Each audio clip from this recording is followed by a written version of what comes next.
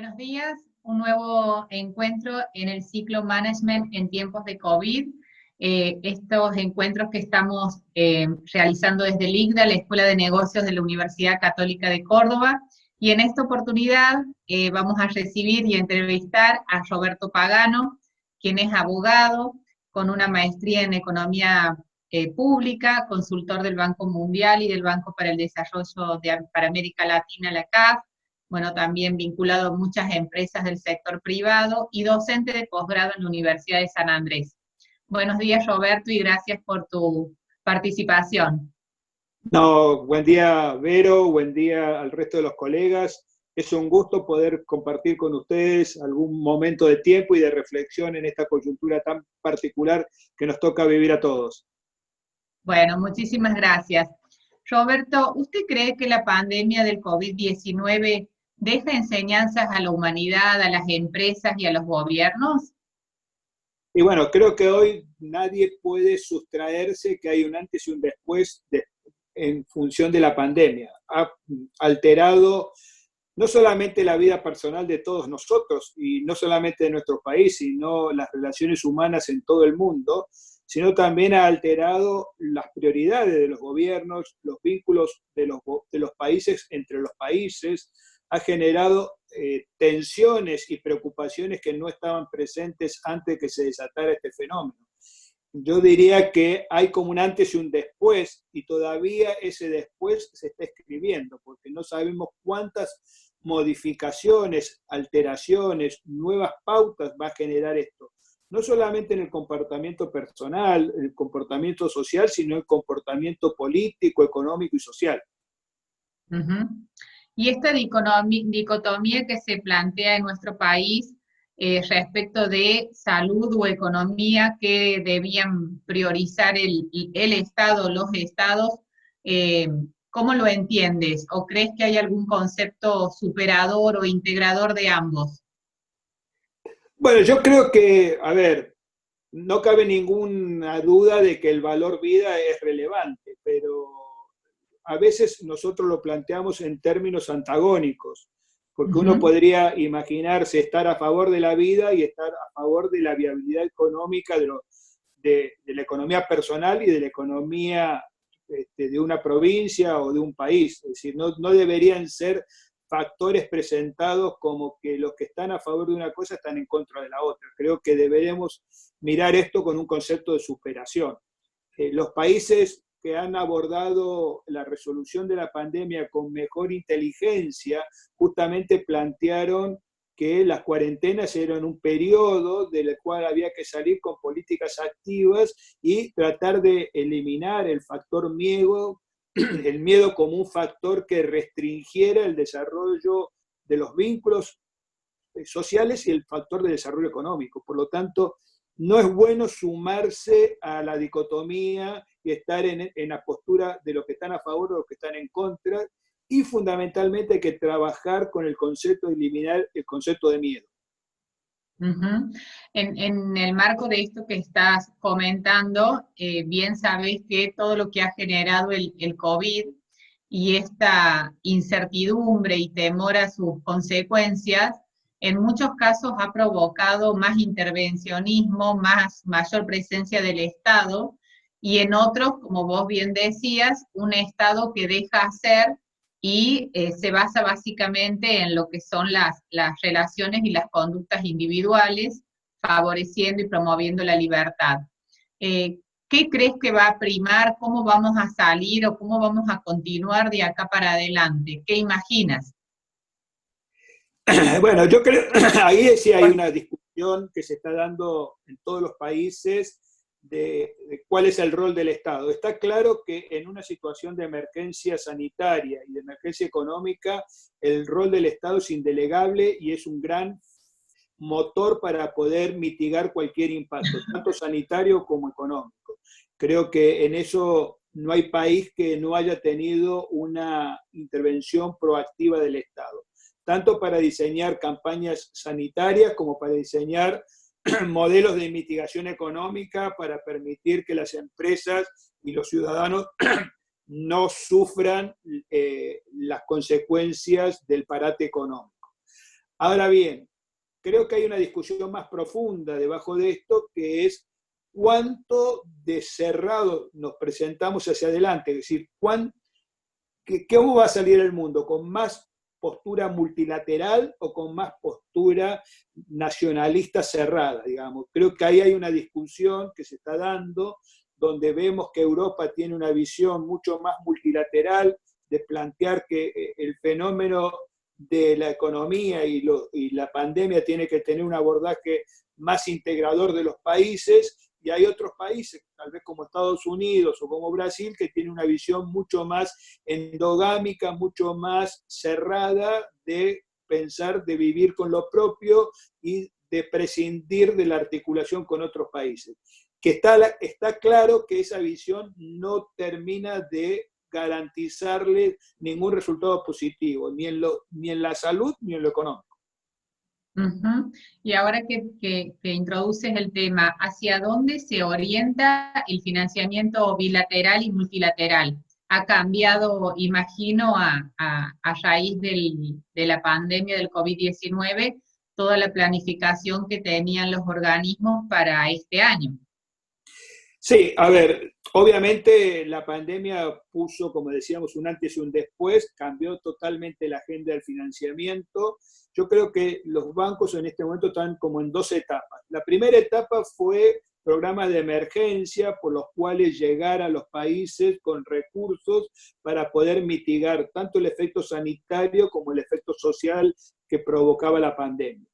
Ya hoy ese fenómeno está como concluyendo su etapa y hoy estamos poniendo foco en lo que sería la agenda post-pandemia, donde el epicentro va a ser, bueno, cuáles son los recursos o en dónde hay que poner los recursos para poder replantear un relanzamiento de nuestras economías, de nuestros vínculos productivos y educativos, porque obviamente la pandemia ha generado un montón de lecciones aprendidas que obligan a repensar estrategias de priorización de financiamiento. Ujú. ¿Y cuál es el rol puntual que tienen los organismos y los bancos de financiamiento para nuestro país y para América Latina? Y bueno, a ver, hasta ahora, si uno podría decir que la agenda hasta el inicio de 2020, la prioridad de los bancos era el combate a la pobreza y eh, todo el financiamiento de la infraestructura para mejorar la competitividad de nuestros países. Yo diría que ahí había como dos grandes ejes, ¿no? Todo lo que es trabajar sobre el tema de la pobreza, y cuando digo pobreza no me refiero solamente a programas de contingencia directa, sino también cuestiones de integración social, urbanística, mejoramiento del acceso a los servicios, a las cuestiones de educación, y también el tema de mejorar la competitividad de nuestros países, dándole una mejor infraestructura para que ese factor mejorara los costos de logística y los costos de producción y le diera más seguridad a los procesos productivos. Creo que hoy empieza a plantearse otra agenda, que es el financiamiento al desarrollo productivo y de las empresas. Entonces, es muy importante que el fenómeno post-pandemia se plantee que el financiamiento llegue a las empresas para poder no solamente ponerle un respirador artificial para sobrevivir, que es lo coyuntural, sino ayudarlas a replantear su plan de negocio, sus objetivos, su desarrollo productivo en el mundo post-pandemia. Exactamente, porque muchos analistas sugieren que, por lo menos en Argentina y en este corto plazo, saliendo de la crisis pandémica, el mercado se va a achicar y van a quedar menos actores, menos jugadores en cada uno de los sectores productivos, hasta tanto se reconviertan y encuentren nuevos modelos de negocios y nuevas actividades que también tengan margen de utilidad que les permitan vivir y desarrollarse, digamos. Eh, ¿Usted cree que va a requerir también nuestro país y bueno, seguramente también otros de América Latina, nuevos emprendimientos productivos? ¿Vamos a tener que gestionar nuevos dilemas que van a implicar, como bien sabemos, cambios en los consumos por cambios en los hábitos a raíz de toda esta situación y de este cambio de prioridades que vos mencionabas. Las empresas van a tener que reconvertirse y encontrar otros bienes y otros servicios que producir. ¿Cómo imaginas el mercado? Sí, a ver, está claro que hay un proceso de transformación y ese proceso de transformación requiere, y me encanta este trabajo que están haciendo ustedes, requiere reconstruir una alianza entre la estructura educativa universitaria como una referencia de análisis de las perspectivas y las proyectivas, el sector público y el sector privado, tanto el sector privado productivo como el sector sindicalizado. En esa mesa hay que discutir justamente cuáles son las afectaciones y hay que empezar a diseñar un nuevo modelo de matriz productiva en función de que dé respuesta a lo que está por venir. Seguramente hay actividades que se van a recuperar rápidamente, otras se van a recuperar a mediano plazo y a lo mejor algunas pierden viabilidad y vigencia. Entonces, tenemos que ver en ese análisis, en ese nuevo modelo, en esa nueva matriz, los unos y los otros, de manera de darle alternativa de solución y de agenda a cada una de las actividades. Exactamente. De hecho, Córdoba está trabajando en modelos de nueva matriz productiva. Sé que algunas otras provincias también lo están haciendo. Y la pregunta sería, o es, si conoces o hay algunos programas de vinculación entre las universidades y las empresas que fomenten y promuevan determinados sectores en particular, como lo tecnológico, lo agroalimentario. Bueno, a ver, primero, los bancos van a inyectar una gran cantidad de recursos de financiamiento de baja tasa y largo plazo, incluso con grant, para que los países puedan servirse de esos recursos para hacer esta reconversión que estamos hablando. Llamémosle una suerte de plan Marshall para los países, incluso hasta el propio Fondo Monetario está planteando una modificación de su estructura de financiamiento a los países, porque se es consciente de que hay que recomponer la estructura del financiamiento. Córdoba está parada tal vez desde el mejor lugar del país, porque de alguna manera su estructura educativa, su estructura productiva, sus recursos humanos la posicionan en ser una provincia con un alto nivel de internacionalidad, que le da la posibilidad no solamente de pensar en ser suministrador de bienes y servicios para el mercado interno, sino ser suministrador de estos bienes y servicios para el mercado externo. Hoy hay un dato adicional que ninguno de nosotros se nos escapa, que las relaciones cambiarias internas argentinas hace que el valor hora hombre profesional de la Argentina sea inmensamente competitivo a nivel mundial. Por lo tanto, un profesional de alta calidad como los que egresan de las universidades cordobesas hoy es muy apetecido en cualquier demanda laboral mundial, incluso sin necesidad de trasladarse, porque hoy también se puso de manifiesto que todas las conectividades permiten hacer teletrabajo y se puede generar un vínculo profesional a un profesional que tiene un costo hora hombre muy inferior al que sale ese mismo profesional en Europa o en Asia, permitiéndole justamente a un recurso calificado ser competitivo y tener una inserción laboral. ¿Qué quiero decir con esto? Yo estaría mirando los nuevos desafíos y las nuevas alternativas y lo que debería estar haciendo el gobierno provincial es generar una cantidad de plataformas de ingreso a estos nuevos mercados que le permitan a Córdoba insertarse.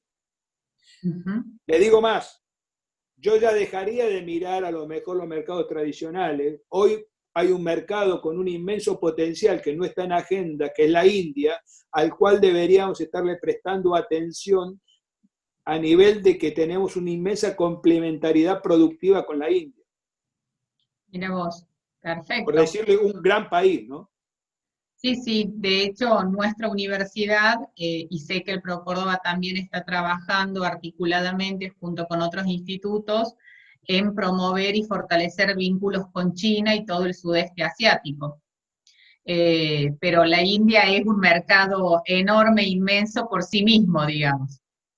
Sí, a ver, en general nosotros teníamos una orientación a mirar, cuando mirábamos Asia, focalizamos en el mercado de China. Claro.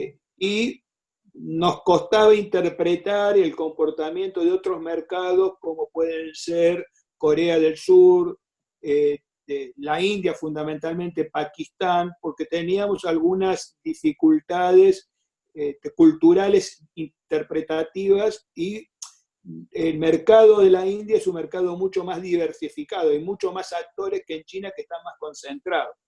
Eh, por eso digo que hay que replantear la estrategia del abordaje de estos mercados y cómo ingresar en estos mercados que realmente tienen un potencial muy grande y van a salir no debilitados, sino probablemente muy potenciados de esta crisis.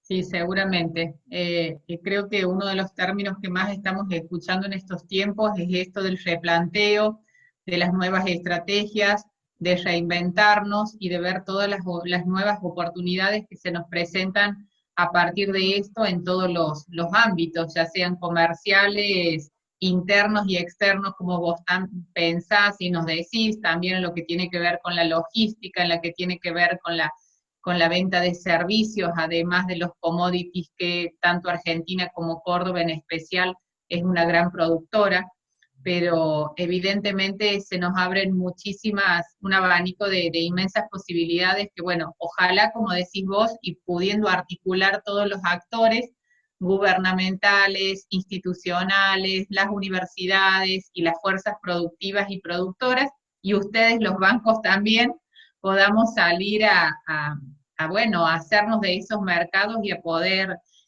captarlos para poder venderles nuestros bienes y servicios. Roberto, ¿cuándo crees que es virtuoso el financiamiento para el desarrollo a nivel nacional, pero también a nivel de los gobiernos subnacionales? Te lo planteo en función de, que lo debes haber escuchado muchas veces, esto de las veces que Argentina se endeudó para gastos corrientes, para gasto de infraestructura. Algo recién mencionaste, pero nos gustaría que lo explicaras mucho más claro, de una manera más expresa.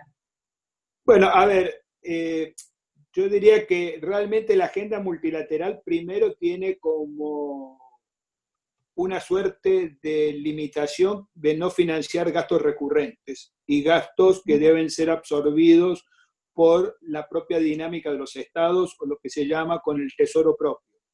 Por lo tanto, uno debe mirar al financiamiento multilateral o bilateral como el gran financiador de estos proyectos que significan transformaciones profundas en los países. Junto con eso, creo que hay que plantear, y Córdoba debería ser un líder en esto, de que cada vez más el financiamiento sea subnacional y no federal. ¿Por qué? Porque hay una mejor asignación del recurso cuando está más cerca de la solución del problema. Entonces, la agenda hoy de los bancos es cada vez más financiar a los subnacionales y a los municipios en forma directa, y no tanto a los gobiernos federales, porque el proceso, el costo de transaccional, en la medida que va desde un gobierno federal a un subnacional o a un municipio, no solamente que tiene un costo incremental, sino tiene una pérdida de eficiencia y de impacto. Entonces, uno debería liderar una agenda que los bancos están planteando como novedosa, que es llegar directamente al demandante del recurso. Y ese demandante del recurso, hoy el sujeto de crédito deberían ser los municipios y los gobiernos subnacionales. ¿En qué materia? Bueno, deberían pensarse en esta doble agenda, en gobernabilidad social, que significa darle respuestas a las demandas sociales de la población, porque si tenemos una situación de vulnerabilidad social, la gobernabilidad de esa provincia o de ese subnacional es complicada y está digamos, frágil. pero por otro lado es indispensable generar proyectos de inversión que mejoren la competitividad de cada jurisdicción en materia de logística, en materia de infraestructura que evite inundaciones o eventos catastróficos que afectan el modelo productivo, y como cosa novedosa, llegar con el financiamiento a la empresa de manera tal de hacer de palanca del desarrollo de esta nueva modificación de la matriz productiva que hay que ayudarla a empujar a la empresa en función de los nuevos desafíos. Bien, perfecto. Sí, realmente hablando con algunos intendentes municipales de acá de la provincia, planteaban esto que de la posibilidad de acceder a créditos para determinadas obras, pero también cómo se replantean esto de qué obras vamos a pedir y vamos a hacer en función de lo que hemos aprendido a través de esta crisis, que es más importante por ahí tener una buena conexión a Internet y tener infraestructura de salud adecuada en una localidad, que hacer determinadas inversiones en inmuebles físicos o en estructuras edilicias que están vacías la mayor parte del tiempo y son netamente ineficientes y que generan una gran cantidad de erogaciones en cuanto a su mantenimiento y mensual y anual para los municipios. En esta crisis se ha visto que se requieren más viviendas, viviendas seguras, viviendas con conexiones de agua y cloaca, que tengan acceso a los servicios de salud, que tengan acceso a Internet y a determinadas líneas de conectividad, no solo físicas mediante transporte urbano, sino también esto del Wi-Fi, porque hoy la educación y el trabajo llega a través de Internet, tanto para los padres como para los hijos. Entonces también hace replantear las obras e inversiones que los municipios y las provincias por ahí tenían planificado. A ver, coincido plenamente con lo que estás planteando. De hecho, nosotros estamos sugiriendo crear centros de teletrabajo para las poblaciones vulnerables. Porque, ¿qué es lo que observamos? Una población vulnerable no solamente que tiene una situación crítica de hacinamiento donde vive y demás, sino que a su vez tiene una dificultad de no tener buena conectividad, porque esa conectividad muchas veces es paga y es cara y no la puede disponer, sino además tiene muchos niños y no hay un acceso único a un medio de comunicación como una computadora. Poder crear centros muy flexibles que además estén organizados preservando los protocolos sanitarios, le da la posibilidad a esa familia de tener un lugar para que sus niños puedan mantener la escolaridad a distancia. Pero a su vez, hoy hemos resuelto una gran cantidad de cuestiones vía demandas de Internet, servicios, permisos, vinculaciones laborales, aprendizajes y demás. Tener un lugar de teletrabajo, de acceso público, planificado, organizado, con protocolos sanitarios, debería ser uno de los elementos a desarrollar hacia adelante, y que además tenga la flexibilidad de que si uno no lo necesita, se reconvierta en un centro de actividades de capacitación, un centro de arte, bueno, puede tener más de unas funciones, y lo que hay que buscar que la apropiación social permita no solamente la preservación del espacio, sino también el mantenimiento de ese espacio, porque en la medida que la comunidad lo sienta como propio, hay un proceso de apropiación y de cuidado del lugar. Es así, tal cual, sí. Que se desarrollen actividades comunitarias. Lo que antes eran los Zoom, los salones de uso múltiples, ahora vamos a tenerles que incorporar sí o sí estas conectividades a Internet. Pero muy bueno, la verdad que me gustó y no había escuchado aún esa novedad. Bueno, Roberto, desde ya agradecerte todo tu tiempo, tu aporte, y te dejamos unos minutitos más para que hagas alguna reflexión final. Esta entrevista va a ser primero difundida entre los alumnos del MBA de nuestra universidad, y luego se va a subir a la plataforma de todas las universidades jesuitas del mundo. Y luego se libera para todo el público en general. Bueno, a ver, yo muchas gracias por haberme dado este espacio para poder compartir algunas reflexiones. Las mismas surgen a partir del trabajo, de la trayectoria personal y de lo que uno está observando hoy como la nueva agenda y los nuevos desafíos. Tal vez para los colegas que están haciendo la maestría, la reflexión es que hoy estamos obligados a tener un pensamiento que incorpore no solamente nuestra capacitación técnica, sino también darle una visión, y ustedes están en una universidad con un signo bien claro, humanístico, por lo tanto debemos incorporar una visión solidaria de nuestro entorno, porque si hay algo que nos enseñó la pandemia y puso en crisis justamente es la interdependencia humana y la vulnerabilidad. Por lo tanto, la única alternativa para superar esa circunstancia es la construcción de un nosotros. Así que me parece que una universidad debe tener un claro concepto de la construcción de una identidad de un nosotros como una solución a la problemática que nos toca llevar adelante. Muchísimas gracias, hermosa reflexión, Roberto. Un abrazo y ojalá podamos vernos pronto. A disposición. Gracias. Gracias y que sigan muy bien y cuídense. Adiós. Gracias igualmente, Roberto.